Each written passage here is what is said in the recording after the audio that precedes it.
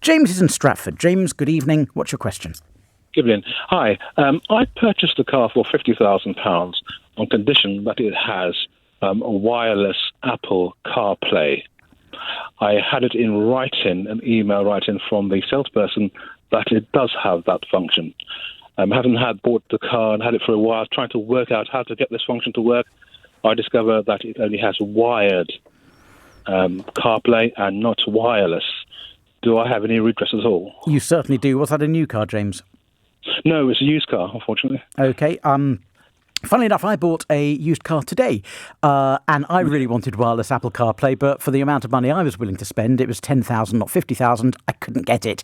But when you're spending that level of money, you certainly would have expected the car to be absolute top spec. You have a rock-solid claim, James, subject to one question. When did you buy the car? How long ago? I've had it for about two months now. Oh, that's no problem. I thought you were going to say 2 years. 2 months is no problem at all. No.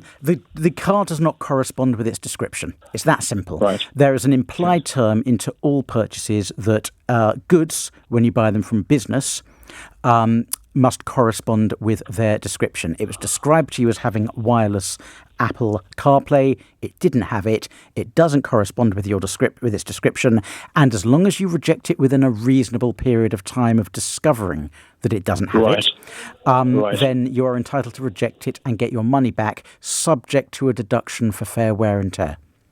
Right. I'm going to see the dealership for some bodywork, and they're going to confirm. I'm going to confirm that with them. A different branch, but the same.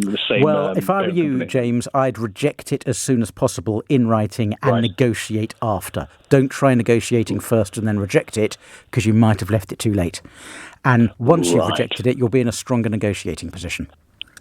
I shall do that. Because they won't want to take the car back. They'll probably throw a few grand at you to get you to keep the car. Okay, that's very helpful. All right. James, thank you so much for the call. And it is incredibly frustrating when you spend that sort of level of money on a car and it just doesn't do what it says on the tin and what you were promised. Second-hand car salesman, don't you just love them? You're listening to the LBC Legal Hour. The time is 9:15.